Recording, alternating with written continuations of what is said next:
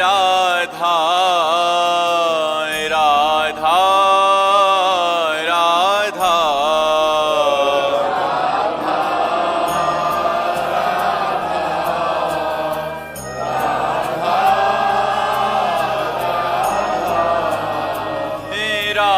राधा राधा राधा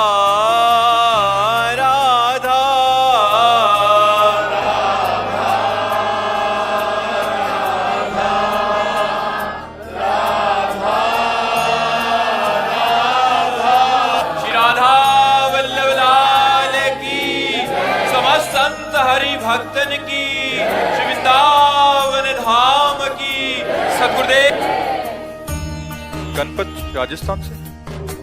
राधे राधे महाराज जी। महाराज जी, आप कहते हैं कि नाम जप करो, अंतिम समय में भगवत प्राप्ति हो ही जाएगी। पर गुरुदेव, मुझे इस वर्तमान समय में भगवत प्राप्ति करना है, पर आचरण और भजन जितना होना चाहिए उतना नहीं होता। रसेंद्री की भोग वृत्ति खत्म नहीं हो रही। सेवा कार्य भी भोजन बनाने का है और रोज रोज नए नए व्यंजन बनते देखता हूँ तो इसको कंट्रोल नहीं कर पाता।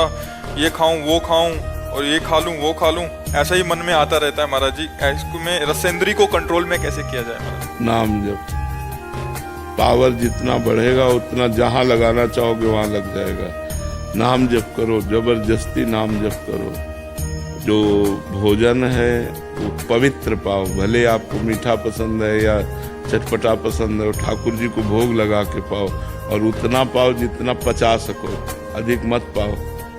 क्योंकि रसेंद्री अगर कंट्रोल में है तो सब इंद्रियां कंट्रोल में है, और रसेंद्री अगर शासन में नहीं है तो फिर सब गड़बड़ हो जाता है। आप कहते हो आपको भगवत प्राप्ति करनी है, हमारे संतों ने कहा कि जिसे भगवत प्राप्ति की चाह हो जाती है, खान पान नहीं भावे है, नहीं कोमल वसन सुहावे है, सब विषय लगे ते खारा है, हरियासिक का मग न्यारा है, उसे कुछ अच्छा नहीं लगता। जिससे हमें प्यार हो रहा है वो हमें मिल नहीं रहा है, हम चैन से भोजन कैसे कर सकते हैं? दरस बिन दुख न लागे नैन, जब से तुम बिछुरे पी प्यारे, कबो न पायो चैन, दरस बिन दुख न लागे नैन। अभी नाम जप करो, अभी नाम जप करो। नाम जप वर्तमान में पहले हमारी भोगाशक्ति नष्ट करे, फिर संसार से वैराग्य हो, फिर मान प्रतिष्ठा कीर्ति इससे वैराग्य हो, फिर जिद्दियों सिद्धियों से वैराग्य हो, तब भगवत प्राप्ति होती है। ये हट नहीं सकता है मन किससे? इन सब चीजों से भोग बिल्कुल हट जाएगा। नाम जप करते रहिए आप चुपचाप लंबे समय तक। सातु दीर्घ काल निरंतर सत्कार सेवितो दृढ़ भूमि। दीर्घ काल तक निरंतर नाम जप करो, आप परिणाम देख लेना अपने आप। कुछ अच्छा नहीं, वो भटकने दो, उसका स्वभाव भटकना है, उसके स्वभाव का परिवर्तन कर देना ही तो भजन का प्रताप है। जहां चाहोगे वहां लगा लोगे। अभ्यास करो। जैसे कुछ लगने लगा है, आप पूरा नहीं कह सकते कि मन पूरा भटकता है। 5 बार में अगर आप 5 बार राधा राधा रटते हो रोज, और आपको कह दिया जाए कि कसम है अब आप एक बार भी राधा राधा नहीं जपोगे, तो आपका मन नहीं मानेगा, 5 बार रटेगा ना। तो पकड़ा ना उसने 5 बार, तो आप उसको पकड़ाओ और 10 बार पकड़ाओ, 20 बार, 1000 बार, लाख बार, उस दिन भर 24 घंटे। अभ्यास योग युक्तेन चेतसा नान्यगामिना, भगवान कह रहे हैं। यदि हम अभ्यास योग में युक्त हो जाए तो एक दिन हमारा चित्त कहीं जाएगा नहीं, बराबर नाम में लगेगा। अपने लोगों ने भी अपने मन को देखा है, आज भी देख रहे हैं कि जहां लगा दो वहीं लग जाएगा। अभ्यास, अब 50 वर्ष का अभ्यास, तो जहां लगा दो वहीं लग जाएगा। तो उसको अभ्यास में लाओ, घबराओ मत। भाग रहा है भागने दो, घबराओ मत। अगर 100 बार नाम जप करते हैं तो 10 बार तो लगेगा, 90 बार भागेगा तो 10 बार तो पॉइंट हमारे बन गए। तो हमको जपना चाहिए, बराबर जपना चाहिए, तो धीरे धीरे पॉइंट हमारे बढ़ते जाएंगे और वो उस कमजोर होता जाएगा। चाहे जैसे जपो, हमें माला प्रधान नहीं है। जैसे मनावे, काउंटर से जपो, अंगुली से जपो, अपने मन से जपो, जैसे भी जपो, लेकिन नाम जपो, हर समय जपो। और ध्यान पूर्वक सुनो कि आप क्या जप रहे हो। ये ध्यान पूर्वक सुनो और काय से नाम, जैसे आप अंदर राधा बोल रहे हो तो कान से अंदर सुनो राधा। देखो आप समझ पा रहे हो आप? राधा महाराज जी, ऐसा लगता है जैसे जब से मैंने आपके इसमें आया हूँ तो लगता है जैसे राधा राधा से ब्रेन बिल्कुल जैसे टैंक फुल हो जाता है। मतलब जैसे लगता है कि अब कुछ और सोचता ही नहीं। मैं जैसे कुछ भी कोई सीरियल भी नहीं देख पाता पूरे टाइम। जैसे लगता है कि आपका वीडियो देख लो, इधर देख लो, और लगता है जैसे और नाम क्या जपे अंदर। जैसे लगता है जैसे एक टैंक फुल हो गया। उसे बहुत बहुत अच्छी बात है, बहुत अच्छी बात है। ये बहुत अच्छा मतलब सूचना है कि आपका नाम ठीक चल रहा है, बड़ी कृपा है। और धीरे धीरे जब सब कुछ हट जाए, अब जैसे आप कह रहे हो कोई सीरियल नहीं देख पाते, ऐसे हमारी ये हालत है कि हम जैसे कोई ग्रंथ पढ़ना चाहें तो जहां हम एक चैप्टर मान लो पढ़े तो इतने नाम सवार हो गया, तो लगता है यार सबका फल तो नाम ही है, काय को कैसे चलने लगता है। चिकित्सक को तो पढ़ने की बहुत जरूरत पड़ती है जी। रोज। तो लगता है जैसे ये चीज हर अंदर भरी हुई है, मुझे पढ़ने में कोई बाधा नहीं होती, लेकिन बस लगता है कि जैसे कंटिन्यूसली एक चीज बैठ गई है दिमाग। ये बहुत कृपा है, बहुत कृपा है। जन्म जन्मांतरों में कोई पुण्य रहे हैं आपके जो आपको ऐसा भाव है, बस इसे छुपा लीजिए और अंदर ही अंदर और जपते रहिए। महाराज जी अगर नाम जप करते तो मैं अब जैसे कि डेली आपसे जब से जुड़ा तब नाम जप जुड़ा तो महाराज जी कोई मूवी या कुछ देखने में भी आजकल डर लगता है कि कोई इसी से कोई पाप तो ना हो जाए। कभी मूवी देख भी लेते तो ऑटोमेटिक अंदर से नाम जप चलना शुरू होता है। हाँ बिल्कुल, ये बहुत कृपा है। महाराज जी कभी अगर गृहस्थी जीवन में कोई चीज देख भी ले, कोई मूवी हो गया, कोई फिल्म हो गया, कोई पाप तो नहीं नहीं, कोई पाप नहीं है, पर काहे को मन को हम गंदा करें, बस ये चीज समझना है। मन में ऑटोमेटिक डर लग जैसे मूवी में कोई चीज हमको पसंद आ गई, कोई गंदी बात, तो मन पकड़ लेगा। अब जब आप भजन में बैठोगे तो गंदी बात फेंकेगा। तो हमको चाहिए कि अपने मन को अच्छी बातें पकड़ावें, गंदी बातों से बचावें। कोई बोलता है मूवी देखने चलते तो डर लगता है कि नहीं कहीं नाम जब कम हो जाएगा 2 घंटे। हाँ चाहिए, ऐसा ही चाहिए कि संसार के दृश्यों को देखने से बचे। मन स्वतः ही उन चीजों में ज्यादा रुचिकर क्यों महसूस करता है? क्योंकि उन्हीं का बना हुआ है ना, प्रकृति का बना हुआ है ना, तो प्रकृति में ही उसका रुझान है। जैसे पानी कहीं भी छोड़ो वो नीचे की तरफ जाएगा, ढलान की तरफ जाएगा, तो मन को छोड़ो गंदी बातों में जाएगा। ऊपर कैसे चढ़ाएं? जैसे पानी को ऊपर चढ़ाने के लिए यंत्र की जरूरत होती है, ऐसे मन को ऊपर चढ़ाने के लिए मंत्र की जरूरत होती है। खूब मंत्र जपो, नाम जप करो, ऊर्ध्वगामी हो जाएगा मन। जब भोगों में गिर रहे होते हैं उस समय तुरंत बल के लिए क्या करें? उस समय ये नहीं बोलता कि मंत्र जप ले, कुछ ही नहीं करने देता है मन। ले नहीं, ऐसा नहीं होना चाहिए। इस पे हाथ चलाओ। हम भोग नहीं छोड़ पा रहे, लेकिन भोग भोगते हुए राधा नाम क्यों छोड़ दें? बुरा नहीं छोड़ पा रहे तुम अच्छा क्यों छोड़ दे? राधा नाम चलाओ। अगर आपको भोगों से वैराग्य न करवा दे तो बताना। भोगों में जा रहे हैं, प्रभु को प्रणाम किया और राधा राधा राधा। अब देखते हैं, अब भोग नहीं छोड़ पा रहे तुम राधा राधा क्यों छोड़ दे? और राधा राधा पकड़े रहो, देखो भोग अपने आप शांत हो जाएगी, क्योंकि उनकी सत्ता नहीं है। निखिल जी, राधे राधे महाराज जी। महाराज जी, आपकी कृपा और सामर्थ्य से मैं आपकी बताई बात पे चलने का प्रयास कर रहा हूँ। संसार में सभी को भगवान मानो और सब में भगवान का दर्शन करो, ये भावना हृदय में रखते हैं। इस भावना से सब में, लेकिन इसमें एक ध्यान रखना है, व्यवहार में हमारा बर्ताव जो होगा वो भगवान में नहीं होगा, ये दर्शन होगा। पंडिता समदर्शिना न कि समवर्तिना। हमारा व्यवहार जहाँ जैसा होना चाहिए वहाँ वैसा होगा। जैसे एक जैसा व्यवहार नहीं हो सकता कि सब में भगवान है तो हम एक जैसा व्यवहार करें, ऐसा नहीं हो सकता। जैसे गृहस्थ धर्म में हो तो एक स्त्री स्वरूप पत्नी है, एक स्त्री स्वरूप माँ है, एक स्त्री स्वरूप बेटी है, एक स्त्री स्वरूप बहन है, और सब में भगवान है। लेकिन व्यवहार चारों का अलग अलग होगा कि नहीं? एक के पैर छूते हैं, एक को गले लगाते हैं, एक को आशीर्वाद देते हैं, बेटी है, और एक है जो हमारी अर्धांगिनी है।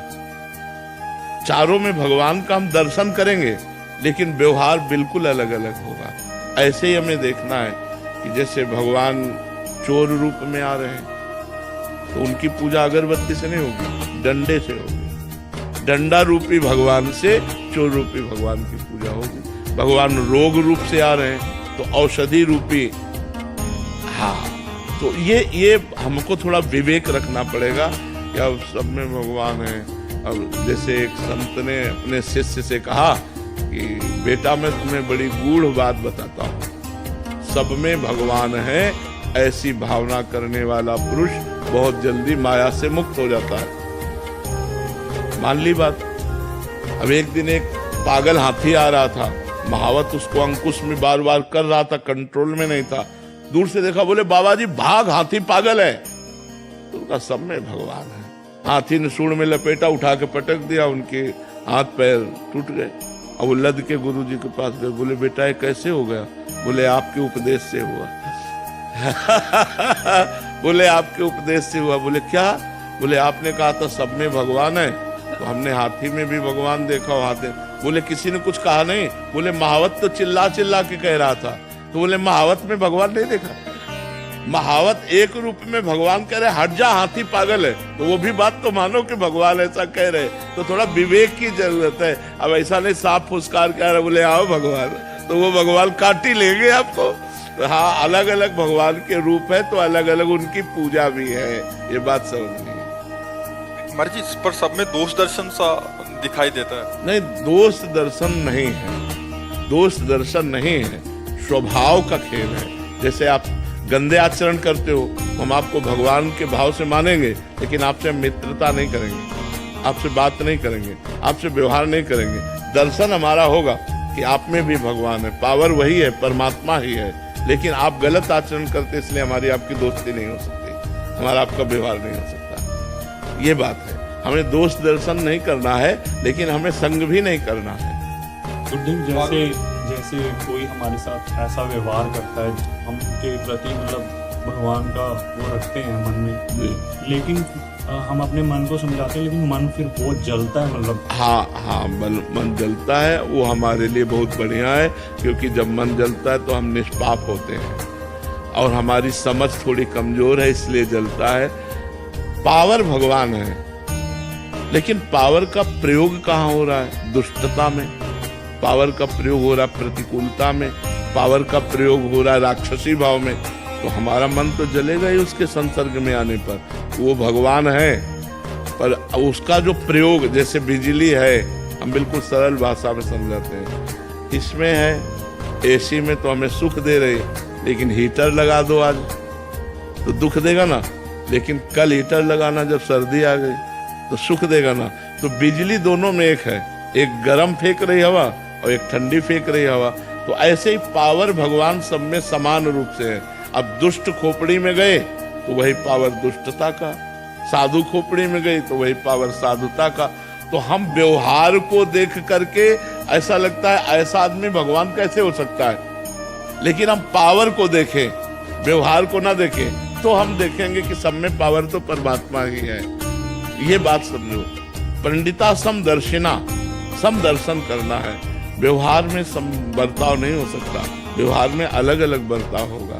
जैसे भगवान ने गीता जी में कहा, विद्या विनय संपन्ने ब्राह्मणे गविहस्तनी स्वनीचय सुपाके चा पंडिता समदर्शिना।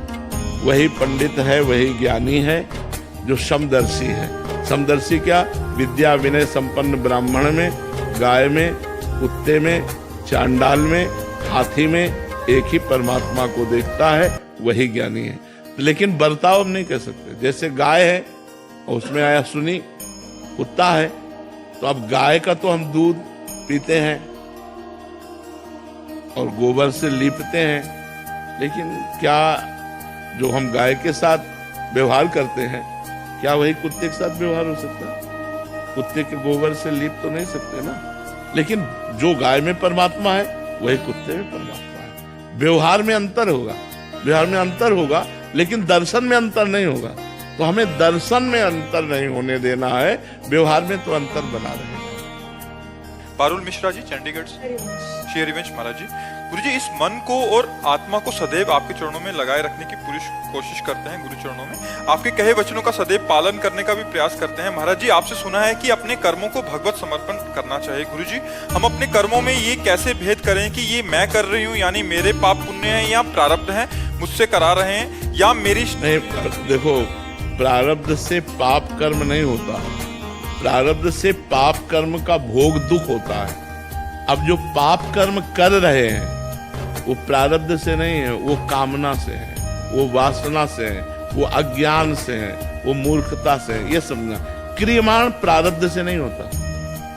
प्रारब्ध केवल दो ही कार्य करेगा, आपके अच्छे कर्मों का पूर्व का वो सुख निर्माण करेगा और बुरे कर्मों का फल दुख निर्माण करेगा। लेकिन आपसे पाप कर्म या पुण्य कर्म, ये विवेक और अविवेक, विवेक है तो आप पुण्य कर्म करेंगे, अविवेक है तो पाप कर्म करेंगे। ये नए कर्म होंगे, ये प्रारब्ध से नहीं होंगे। प्रारब्ध से कर्म नहीं होते, प्रारब्ध फल होता है।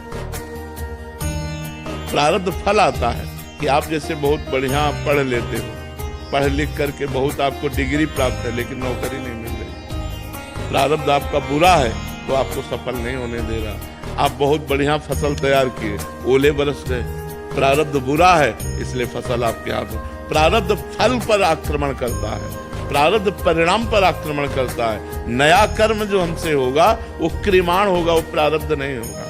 ऋषभ जी पुणे से। श्री हरि। महाराज जी आपके चरणों में कोटि कोटि प्रणाम। महाराज जी, यदि आत्मा शाश्वत है, आदि है और अंत से रहित है, तो आत्मा ने सबसे पहला स्वज्ञान कब अनुभव किया और उस क्षण उसने स्वयं को परमात्मा से अलग कैसे पहचाना? वही परमात्मा है तो परमात्मा से अलग क्या? वेद कहते हैं एकोहम बहुश्यामा। उसी आत्मस्वरूप परमात्मा ने संकल्प किया, मैं एक बहुत रूपों में हो जाऊं, तो 84 लाख योनियों के रूप में अपने आप को उसने विस्तार किया। अपने आप में, अपने आप से, अपने आप की रचना की, अपने आप से अपने आप का पालन करता है, अपने आप से अपने आप का उपसंहार करता है। अब हम सब अपने स्वरूप को भूल गए, भूल कर देह में लग गए, तो बस फिर जीव हो गए। तब ते जीव भयो संसारी, छूटी न ग्रंथि न भयो सुखारी। वो इसी जड़ ग्रंथि में फंस करके बार बार जन्म, बार बार मरण को प्राप्त हो रहा है। उसकी तिथि तारीख ने किसको पता होगा? उस परब्रह्म परमात्मा के संकल्प को किस तारीख को किया, क्योंकि उसी ने किया ना। अगर कोई उस समय दूसरा होता तो लिखता, वही अपने आप से अपने आप का विस्मरण कराना माया का कार्य है। वही आत्मस्वरूप पर ब्रह्म परमात्मा अपने आप को एकोहम बहुश्यामा, मैं एक बहुत रूपों में हो जाऊं, ऐसा संकल्प किया। और इन रूपों में वही पृथ्वी, वही आकाश, वही सूर्य, वही चंद्र, वही नक्षत्र, वही जड़, वही चैतन्य, वही लोक परलोक, स्त्री पुरुष, सब वही परमात्मा बना है। वासना वासुदेवस्य वासितम भुवनत्रयम् सर्वभूत निवासोस्मि वासुदेव नमोस्तुते।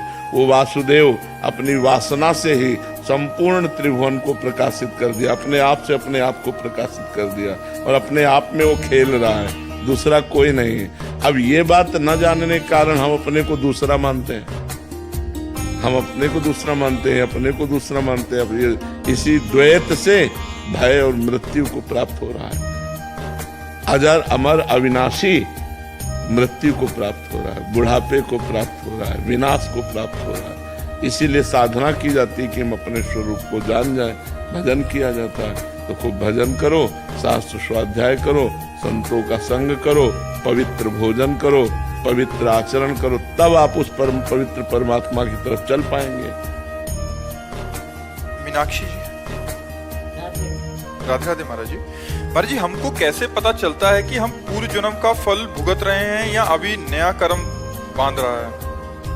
नया कर्म तो नहीं, नया कर्म तो आगे मिले। पूर्व जन्म का ही सुख और दुख भोगना पड़ता है। नया कर्म जैसे अभी आप बिहारी जी को 56 भोग लगाओ, एक बहुत बड़ा पुण्य हुआ, लेकिन हो सकता है उसी समय तुम्हारी जेब कट जाए। हो सकता है कि दूसरे दिन से आपको दुख मिलना शुरू हुए, तो आपको लगेगा बिहारी जी के 56 भोग का फल नहीं मिला। नहीं, वो फल समय पर मिलेगा। जब समय आएगा उसका और वो फलीभूत होगा, तब आपको आनंद प्रदान कर देगा। अभी हमारा ये शरीर जो रचा है, ये पूर्व जन्म के कर्मों के अनुसार रचा है। जो कर्म कर रहे हैं वो तो अब हम कर रहे हैं, लेकिन आज हमको क्या दुख सुख प्राप्त होगा, ये पहले से रच गया है। जब शरीर रचना हुई थी तो जन्म से मृत्यु तक क्या दुख सुख मिलेगा, ये पहले ही रच गया है। अब हम नया कर्म भजन करके पूर्व के कर्मों को भोगते हुए भगवान की प्राप्ति कर सकते हैं। पूर्व के कर्मों को मिटा दे, ऐसी बात नहीं। बड़े बड़े संतों में रोग ना होते, वो भजन के बल से निरोग और स्वस्थ होते। लेकिन बड़े बड़े महापुरुषों में देखा गया किसी को कैंसर, किसी को अमुक बीमारी, किसी को अमुक बीमारी। तो ये शरीर की रचना के समय ही लिख गया था कि आपके शरीर को इस अवस्था में ये दुख भोगना पड़ेगा। अब हम भजन कर रहे हैं, ये भजन हमारे आवागमन चक्र को काटेगा और भोग भोगने की सामर्थ्य देगा कि हम दुखी नहीं होंगे और भगवान की प्रसन्नता में हम अपना जीवन व्यतीत करते हुए भगवान को प्राप्त कर लेंगे। अंजना जी, राजस्थान। श्री हरिवंश महाराज जी, सत्संग में एक बार सुना था कि शरणागत होने के बाद शिष्य का सारा भार गुरुदेव संभालते हैं तथा अधिकांशतः देखा गया है पर शरणागत होना कठिन है ना। शरणागत का मतलब केवल कंठी तिलक लगा लेना थोड़ी होता है। शरणागत का मतलब होता है मन से, वचन से, कर्म से गुरुदेव की आज्ञा पर तत्पर है। ये मन आपका है, ये वाणी आपकी है, मैं आपका हूँ। अब क्या रह गया? अब तो भार ले लिए प्रभु, पूरा भार ले लिए, लेकिन कंठी तिलक बंधवा के मनमानी आचरण करो, कह दो गुरु जी कि हम शरण में थे, हमसे गलत, तो भाई अभी नहीं। अभी पहले भजन करो, उनकी आज्ञा में चलो, पूरा समर्पण हो जाए, अंदर से अहंकार समर्पित हो जाए। बस यही तो खेल था। अहंकार ही तो बंधन का कारण था। वो समर्पित हो गया भगवान को या गुरुदेव को, तो आप परम पद के अधिकारी हो गए। तो ऐसे केवल दीक्षा ले लेना और कंठी तिलक बंधवा लेना, इसे शरणागति नहीं कहते। ये संपूर्ण शरणागति नहीं। शरणागति का बाहरी अंग है, आंतरिक शरणागति का अंग है मेरे गुरुदेव। उनकी आज्ञा के विरुद्ध नहीं चलना, हर समय भजन करना, तो गुरुदेव भार संभाल लिए, अपने आप संभाल लिए। महाराज जी, मेरा सब विपरीत चल रहा था, एक भी आचरण आपके अनुकूल नहीं है। मुझे मेरे अंदर लोभ, लालच, काम, क्रोध, स्वार्थ, द्वेष, प्रमाद सब नजर आ रहे हैं। जिस महाराज जी कह रहे हैं कि एक तरफ ऐसा हो रहा है, एक तरफ आपकी कृपा का अनुभव हो रहा है, एक तरफ संसार से रुचि हो रही है, तो दोनों मतलब हाँ चलते रहेंगे, काफी समय तक चलते रहेंगे। जब हमारा नाम जब चलता रहेगा और इस त्रिगुण माया को हम बाधित कर पाएंगे, तब हम त्रिगुणातीत स्थिति में पहुंचेंगे। अभी तो गुणों का प्रभाव, सतोगुण आया तो शांत, रजोगुण आया तो भोग का चिंतन, तमोगुण आया तो निद्रा, आलस्य, प्रमाद, ये सब चलते रहेंगे। पर हमें इनके बीच में भी नाम जप करना है। सतोगुण है तो भजन में सहयोग मिलेगा, रजोगुण है तो मन लगेगा नहीं, तमोगुण है तो बिल्कुल मन नहीं लगेगा। लेकिन हमको तीनों में भजन करना है। तो हमारे पास अस्त्र है, जैसे एक योद्धा के पास अस्त्र होते हैं। ये अस्त्र काम नहीं किया तो ये किया। नाम जप में मन नहीं लग रहा, समझ रहे मन रजोगुण में आ गया, कीर्तन शुरू कर देते हैं, भगवत कथा शुरू कर देते हैं। अब तमोगुण आ गया, अब उस समय न कीर्तन में मन लग रहा है, न कथा में मन लग रहा है, बिल्कुल गलत भावनाएं आ रही। तो हमें गलत संग से केवल बचना है। चाहे सो जाओ जाके, लेकिन गलत संग ना करो उस समय, तो आप उस गुण के प्रवाह से बच गए। भगवान का चिंतन हर गुणों से आपको मुक्त कर देगा। ये जो माया के बंधन कारक है, तो सतोगुण, रजोगुण, तमोगुण, इनसे आप बच जाएंगे। तो साधक जब तक गुणों के अंतर्गत होता है, तब तक माया का एक काम, क्रोध, लोभ आदि प्रभाव पड़ता है। हम भजन के प्रभाव से जब त्रिगुणातीत हो जाते हैं, तब मुक्त हो जाते हैं। तो हमारी यात्रा, हमें घबराना नहीं चाहिए, ना गलत करना चाहिए। गलत सोचें आ रही हैं, वो सब मिट जाएंगी, अंदर नाम जप करते रहो। महाराज जी, अभी जैसे मैं वृंदावन आया हूँ, आपके समीप बैठा हूँ, तो आप मेरे पे राधा रानी की, मतलब राधा रानी मेरे को जानती है महाराज जी? हाँ जानती हो, पास किया तभी आप आए हो। प्रथम यथामति प्रणवों श्री वृंदावन अति रम्य, श्री राधिका कृपा बिनु सबके मनन गम्य। आप मन से भी नहीं सोच सकते थे कैसा होगा वृंदावन। आप जब आ गए तो मेरी लाडली जू ने आपको पास दिया है, वृंदा सखी ने आपको पास किया है, तब आप वृंदावन आए हो। बिना लाडली जू की कृपा के वृंदावन नहीं आया जा सकता। हर्षदा जी, खंडवा से। राधे राधे महाराज जी। महाराज जी, भगवान नाम जो लिख दिया है कॉपी में, उस कॉपी का क्या करना चाहिए? गंगा जी या यमुना जी में किनारे जाकर के जल के पास खोद कर समाधिस्थ कर देना चाहिए। गंगा जी या यमुना जी के जल के ऐसे करके नीचे समाधिस्थ कर दिया। पहले मैंने नाम लिख दिया था, पर आपको सुनने के बाद हाँ उसको गंगा जल या यमुना जल में समाधि दे देनी चाहिए। प्रज्ञा जी। राधे राधे महाराज जी। महाराज जी कह रहे हैं कि पहले पंचाक्षरी मंत्र का उच्चारण कर लेती थी, बट जब से ज्ञात हुआ कि मंत्रोच्चारण मतलब पवित्र अवस्था में ही करना चाहिए, तो महाराज जी हर समय और गुरु प्रदत्त होना चाहिए, मनमानी नहीं होना चाहिए। मनमानी नाम जब सोचते हैं लेकिन जो मंत्र है वो गुरु प्रदत्त होना चाहिए।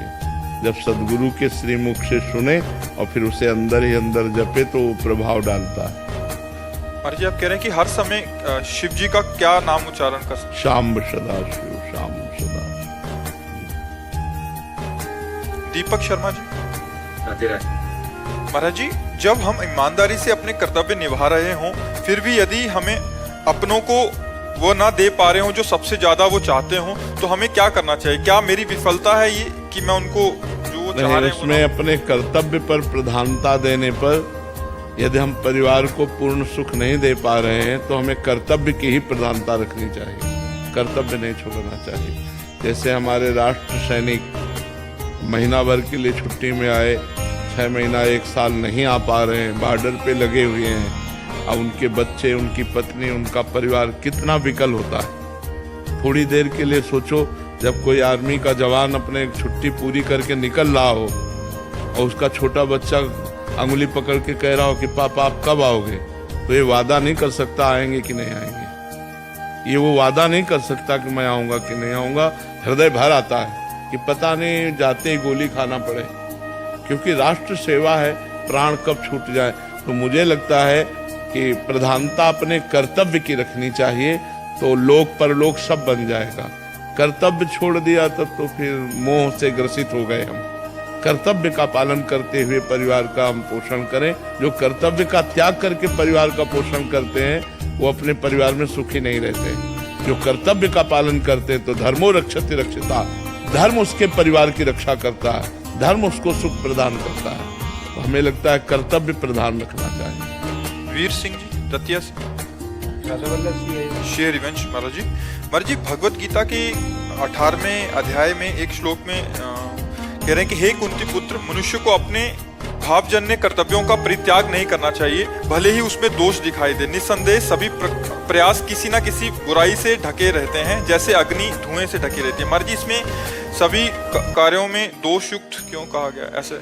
क्योंकि कोई भी कार्य हो उसमें दोष हो ही जाता है। स्वधर्मो निधनो श्रेया पर धर्मो भयावहा। अपने धर्म का पालन करे, चाहे दूसरे का श्रेष्ठ धर्म हो उसके हम अनुगमन न करें, अपने धर्म का पालन करें जो हमें कर्तव्य मिला है। अब जैसे हम पोछा लगा रहे हैं तो पवित्रता के लिए लगा रहे हैं, लेकिन निर्दोष नहीं है। कोई न कोई जीव मरेगा, उसमें पोछा के नीचे आएगा। अब चूल्हे पे पहले भोजन बनता था तो किस लकड़ी में कितनी चींटी अंदर पैक है कुछ पता नहीं, वो जलेगी, वो मरेगी। और उन्हीं दोषों का नाश भगवान नाम के कीर्तन से, भगवान के जप से होता है। तो किसी का श्रेष्ठ कर्म देखकर हम लालायित न हो। हमें जो कर्म मिला है हमें अपने धर्म का पालन करते हुए अपने कर्म को करना चाहिए। हम कहीं लुभायमान न हो, हम कहीं अन्यत्र प्रभावित न हो। हम अपने कर्म को छोड़कर कहीं अन्य के कर्म को न करने लगे। हम अपने कर्म को ही करें जो हमें कर्म धर्म के अनुसार प्राप्त हुआ। चेतन भावसार। राधा वल्लभ श्री हरिवंश। श्री हरिवंश महाराज जी। महाराज जी मैं नित्य प्रति ब्रह्म मुहूर्त में उठकर ठाकुर जी की सेवा आरती करता हूँ, किंतु जब भी अपनी आंखें बंद कर प्रभु की छवि या चिंतन करता हूँ तो महाराज जी मुझे प्रभु की नहीं आपकी छवि मन में नजर आती है। तो महाराज जी मैं इस क्या समझूं मेरे उन विचारों को? अब हमें तो लगता है भगवान की छवि आए तो अच्छी बात है। ये छवि तो नष्ट हो जाएगी आज नहीं तो कल। ये तो मनुष्य शरीर है, ये नष्ट हो जाएगा। पर अगर सिद्धांत की बात कहें तो ध्यान मूलम गुरु मूर्ति, पूजा मूलम गुरु पदम, मंत्र मूलम गुरु वाक्यम, मोक्ष मूलम गुरु कृपा। यदि हमारे ध्यान में संत सदगुरुदेव आते तो बड़ी कृपा है। यदि हम संत सदगुरुदेव के चरणों का पूजन करते हैं तो बड़ी कृपा है। यदि हम संत वाक्यों का पालन करते हैं तो बड़ी कृपा है। ये छोटी मोटी बात नहीं है।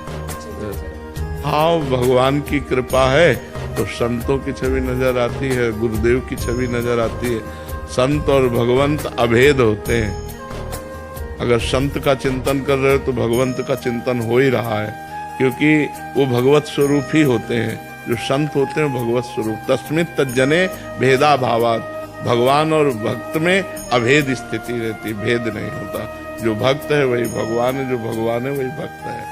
मोरे मन प्रभु अस विश्वासा, राम ते अधिक राम कर दासा। भगवान से भी अधिक भगवान के भक्तों को माना गया है। तो अगर भक्त का ध्यान हो रहा है तो मंगल में ही है, कोई अमंगल बात। उसका परिणाम क्या होगा महाराज? भगवान की प्राप्ति, भगवान की प्राप्ति। भक्त के ध्यान से भक्ति सुदृढ़ हो जाती है और सुदृढ़ भक्ति की डोरी से भगवान हृदय में बंध जाते हैं।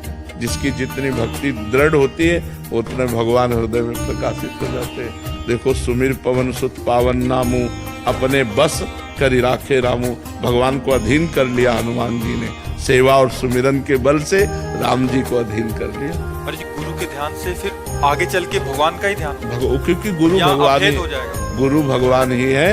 वही ध्यान करते करते उसी जगह भगवान प्रकट हो जाएंगे जहाँ गुरु का ध्यान कर रहे थे, वही भगवान प्रकट हो जाएंगे। भगवान दास जी बरसाना से। राधे राधे महाराज जी। महाराज जी, अगर कन कन में प्रभु हैं तो उनको कैसे पहचान सकते हैं? अगर भगवान कोई रूप रखकर आ जाएं, पहचानने में मतलब रक्षक हैं वो हमारे, वही आंख देते हैं पहचानने वाली। किसका प्रश्न है? पहचानने वाली आंख भी वही देते। इन आंखों की सामर्थ्य नहीं। ये आंखें केवल 3 गुणों के द्वारा रची हुई माया को देख सकते हैं, लेकिन मायापति को नहीं। सोई जाने जिह देहु जनाई, जानत तुम्हें तुम्हें हो जाए। भगवान जिसको दिखाना चाहते हैं उसको कण कण में भगवान दिखाई देंगे। किसी सूझ वाली आंख ने पहचान की कि कण कण में झांकी भगवान की। नामदेव ने रोटी पकाई, कुत्ते ने झट उसे उठाई। आप घी का कटोरा लिए जा रहे, प्रभु रूखी न खाओ, थोड़ा घी लेते जाओ। बड़ी करुणा की, करुणा निधान की, किसी सूझ वाली आंख ने पहचान की। कुत्ते में विट्ठल भगवान दिखाई दे रहे नहीं ना? तो कण कण में भगवान है, जन जन में भगवान है। इसलिए मुझे पहले भजन करना पड़ेगा। भजन के प्रभाव से जब हमारे ज्ञान नेत्र खुलेंगे तब हमको दिखाई देगा कि मनुष्य नहीं, सब रूपों में भगवान ही विराजमान है। अभी तो हमें सब रूपों में स्त्री पुरुष जड़ चैतन्य, अच्छा बुरा, पापी पुण्यात्मा महात्मा अलग अलग दिखाई दे रहे हैं। जब हमारे ज्ञान नेत्र बहु नाम जन्मनावन्ते ज्ञानवान माम प्रपद्यते वासुदेवा सरमिति सा महात्मा सुदुर्लभा। बहुत जन्मों की साधना के बाद हमारे ज्ञान नेत्र प्रकट होते हैं, तब उनसे हम जान पाते हैं कि सब में भगवान विराजमान है। और ऐसा जिसको ज्ञान हो गया सा महात्मा सुदुर्लभा। ऐसा महात्मा मिलना बड़ा दुर्लभ है जो कण कण में भगवान का दर्शन करता है। आपको तो दिखे महाराज जी, तो हम बोलो ना सबको दिख जाएंगे। ऐसा होता ना। एक बार भाई जी से, हनुमान प्रसाद पोद्दार जी से उनके निज जनों ने कहा कि राधा कृष्ण आपको बहुत प्यार करते हैं, वो आप राधा कृष्ण को प्यार करते हैं। भाई जी एक बार राधा कृष्ण से कह दो हम लोगों को भी दिखाई दे दे।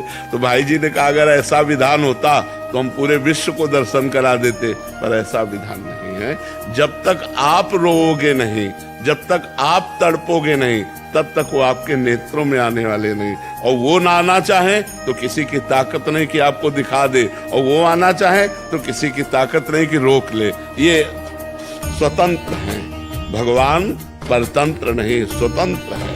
परम स्वतंत्र न सिर पर कोई, भावे मने करे वो सोई। तो इसलिए हम रो रो कर नाम जप करें, वो कभी कृपा करें और उनके दर्शन हो जाए तो कण कण में दर्शन होने लगेंगे। फिर सक्षम सिंह जी कानपुर से। श्री हरिवंश महाराज जी। महाराज जी, सत्संग में सुना था कि आशा ही परम दुख है और निराशा ही परम सुख है। तो क्या हमें गुरुदेव के सानिध्य और गुरुदेव व संतों के दर्शन सेवा की भी आशा नहीं रखनी? ये भागवतिक है। वहाँ संसार की आशा को कहा गया है आशा ही परमम दुखम नैराश्यम परमम सुखम। भोग सुखों की आकांक्षा, धन की आकांक्षा, मान प्रतिष्ठा की आकांक्षा, सबसे बड़े बनने की आकांक्षा, ये दुख ही प्रदान करती है। लेकिन हम वृंदावन जाएं, हम भगवान के दर्शन पावें, हम संतों का संग करें, हम नाम जप करें, हमारे अच्छे आचरण हो, ये कामना, ये आशा दुख देने वाली नहीं। आशास्य दास्यम वृषभानुजायास तीरे समध्यास्य च भानुजाया कदानु वृंदावन कुंज वीथी शुहम राधे अतिथिर्भव्यम। हे किशोरी जू, कब ऐसी कृपा होगी कि वृंदावन की गलियों में मैं भिक्षा मांगकर खाऊं, राधा राधा रटूं और आपका दास्य भाव पाऊं, आपका दासी पद प्राप्त करूं, ऐसी मेरी आशा है। तो आशा एक राम जी से, दूजी आशा छोड़ दे। नाता एक राम जी से, दूजा नाता तोड़ दे। तो जो दूजी आशा है वो छोड़ने की बात है, भगवान की आशा थोड़ी। भगवान से आशा करो, हे भगवान मेरा भजन बने, हे भगवान मेरी बुद्धि शुद्ध रहे, हे भगवान मैं सबका उपकार करूं, हे भगवान हमारे हृदय में आपका स्मरण चलता। ये आशा तो करनी ही है, भोगों की आशा के त्याग की बात है। जैसे महाराज जी आपका सानिध्य कम प्राप्त हो पाता है, तो जैसे और आपके कोटि के जो गुरुजन जैसे संत हैं, उनके सानिध्य में हमें जाने की जरूरत है, जाना चाहिए। जैसे आपका सानिध्य कम प्राप्त हो पा रहा है, आवश्यक लगे तो जाना चाहिए, संतों का संग सुनना चाहिए।